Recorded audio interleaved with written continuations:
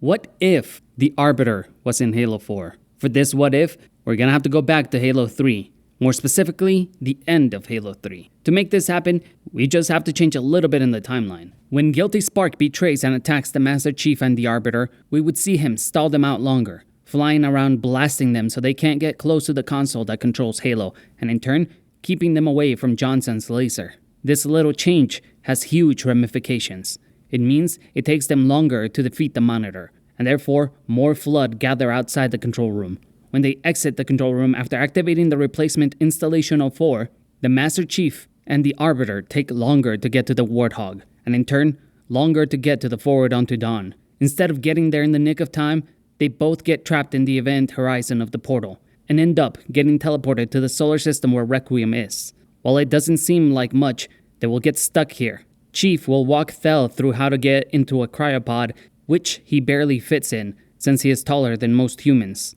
And Thel will forego drinking the solution normal soldiers have to drink to get into cryo, because they don't know what kind of effect it will have on an alien body. The most important thing here is how the galaxy changes while the two of them are asleep. During this time, the first year or two are very similar, at least for the UNSC. Onyx comes out of slipspace, the Infinity is finished, the Spartan 4 program gets underway, and so on. However, for the sangheili, everything is wild. The Arbiter, being an excellent leader, now leaves a huge power vacuum that Rataz alone cannot fill. The White Elite fights his political battles as best he can, but most of the sangheili still see humans as vermin, and this alliance may still be there. It's just that the elites that side with the Swords of Sanghelios are far less in number. Now this is where a lot of the changes happen, with Rataz forced to stay on Sanghelios to handle the fallout of the elite separation from the Covenant, the Great Schism, and many broken factions of the sangheili trying to learn how to exist on their own. There's a huge threat to the elites. Tem Behetek, the prelate who was seeking vengeance on both the elites, and specifically the Shadow of Intent for glassing the floating city of High Charity while the Flood ran amok. This is a huge threat that he would not be able to respond to. And Tem Behetek and his ship, the Spear of Light, would be attacking defenseless colonies.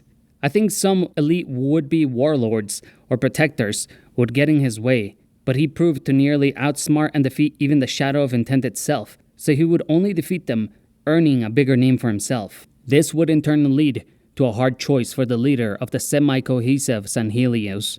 Leave the planet in search for Tem Behetek, or stay and let someone else go. So let's explore both scenarios here. If Rataz Vadum leaves Sanghelios in search for Tem Behetek, the plan he and the Minister of Preparation had would eventually get foiled once more. For those of you who haven't read that story, the Minister of Preparation and the Prelate are both Sanshayum. One is a warrior, and one is a prophet kind. So the frail weak one, aka the Minister, plans to use a miniature halo found on a rogue planet's orbit in order to cleanse the Sangheili solar system. If Rataz does not go and send someone else with the Shadow of Intent, they would fail, and Tem would gain control of the supercarrier, allowing him to transport the miniature halo to Sanghelios and killing every elite on the planet, its moons, and neighboring worlds, including Rataz. In this scenario, Jul Endama still escapes Onyx and becomes the leader of the Reformed Covenant along with Avu Med Telkam. Especially after what happened to the sangheili homeworld and system, the elites would be off the table. But we have to consider when this happens. We know Oni was trying to start a civil war within Sanghelios, and even had a specialized team on Sanghelios. If this were to happen when the Infinity is near Sanghelios, there's a decent chance they could stop the Halo from firing, but ultimately, I think the mini-Halo would kill them all. This would be the worst case scenario for the UNSC. The ship they just spent years and all these resources into, including their Spartan force, getting wiped out and left empty in enemy hands, would absolutely destroy the UNSC. But this would be unlikely as the Infinity didn't spend much time on Sanghelios. So, let's go with this happening after the capture of Jul Mdama, after he goes to Onyx, and now we have an entire dead solar system. When the elites hear about this, colonies outside the blast range will be in disarray, and they will seek vengeance. This would make them 100% focused on wanting to kill the prophets. Jul would eventually escape and lead his covenant. But at this point, after what happened to Sanghelios, there would be a lot of elites who want nothing to do with the covenant. A lot of colonies would be in disarray and would need a leader, and the elite civil war, the Blooding Years, would get a lot worse. The fighting wouldn't be contained to Sanghelios. Now, it would be across all elite-occupied space. There would be a lot of opportunities since there's hundreds of ships on Sanghelios and its solar system that are now empty. A lot of keeps, houses, and so on. The Banished would finally come into play here, raiding a lot of those worlds and preying on the elites that are down on their fortune. It would be hell for them for hundreds of years to come, if they went that way. However, I think this act would strengthen the alliance with the humanity. And if most of the elites who are on that side died, a lot of the survivors across the galaxy would have seen the rings and what they actually do, and not want to join the Covenant. Hence, Jul and Dama's side would have a lot of ships, guns, and weapons, but lack manpower. All non-Jul and Damas and Healy would welcome a truce with humanity, if only to help themselves rebuild and get back on their feet, and in order to make the prophets pay. While the Banished grow in strength, except this time exponentially faster than the main timeline, which leads us to the Arbiter and the Master Chief waking up a couple of years down the line. When they do, they're surrounded by 10 times as many ships as the Chief was when he woke up on Requiem's orbit. This time though, when they wake up and the elites see the Arbiter, they fight with more ferocity. They hate his guts because they see him as a betrayer to the great journey. Chief and Thel make their way to the ground, very similar to Halo 4, which honestly, it all plays out the same except it's Chief and Arby, and it's more Covenant forces on the ground. Now that they have found an entrance to the whole planet, all the first 2 missions would happen all the same. Hell, even parts of Mission 3 with Chief trying to send a signal to the Infinity, but it's just the Didact trying to release him. Except this time around, there's way more Covenant ships around Requiem, meaning the Infinity, as powerful as it is, stands no chance. They fight and destroy a few ships, but they're heavily outnumbered, and instead, all they can do is receive a transmission saying it's Sierra 117 on the ground. Del Rio's kind of cocky but also a coward, and would run back to Earth to get an entire fleet to come back with him.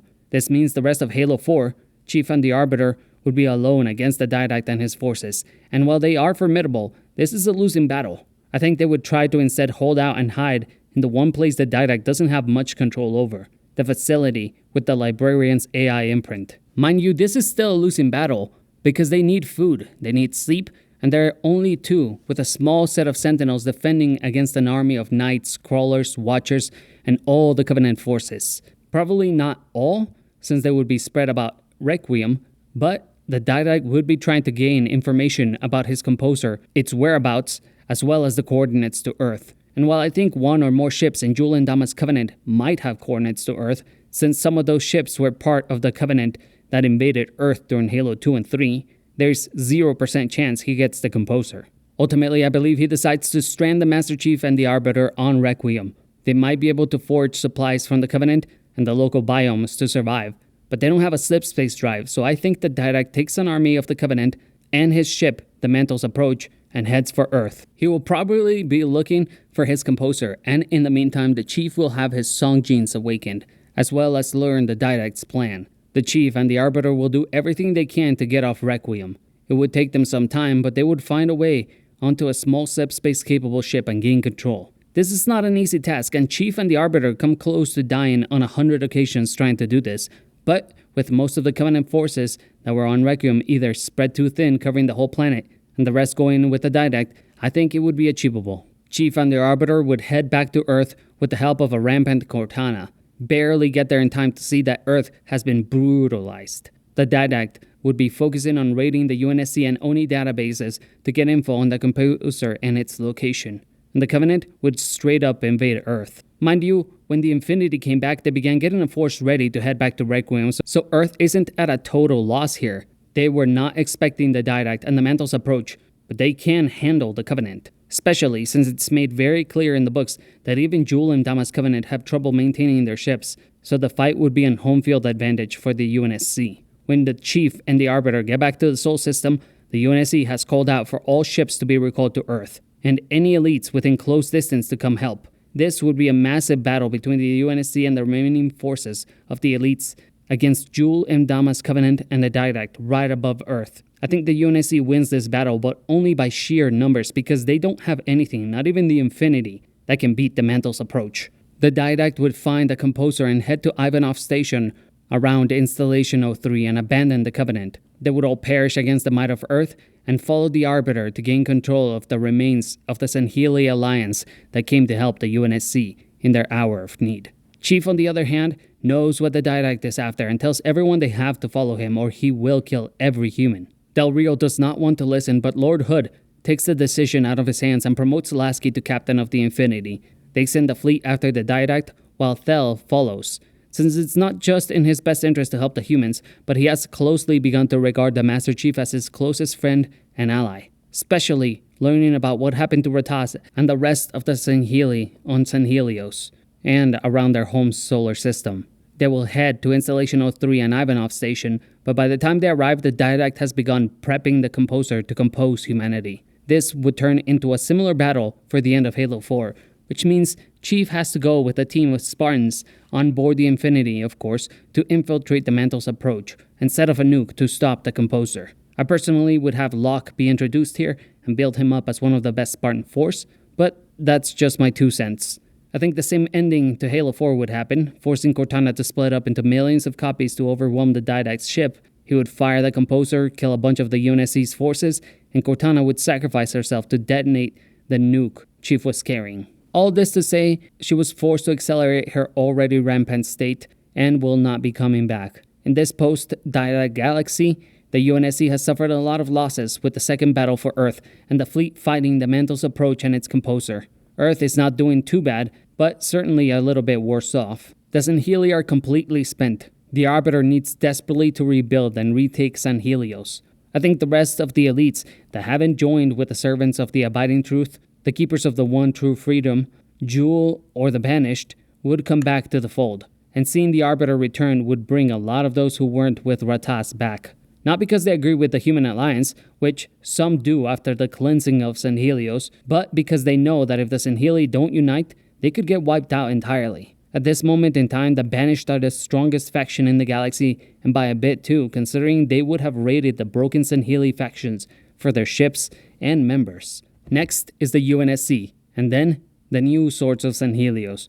Jewel and Dama would be the weakest, but not entirely, as now he has control of Requiem. It's gonna be a hard campaign to take the planet back. I think it would take years, and whatever there was left of Ndama's forces would make it their home. Onyx would be primarily filled with humans and a few grunts, and many less elites than originally because there's just so many less of them. They wouldn't be splitting their focus between housing both Onyx and reoccupying their home world. Another thing I forgot to mention here, the second battle for the Ark. Not the one with the crew from the Spirit of Fire, but the one from the books where the Sentinels come raid Earth to rebuild the broken pieces of the Ark. And also the conflict with the Halos beginning to activate again. For those of you who don't know what I'm talking about, in 2553, a couple of months after the Master Chief goes missing, and in this case the Arbiter, with the Chief, humanity finds out the Halos are being reactivated and are about to fire again.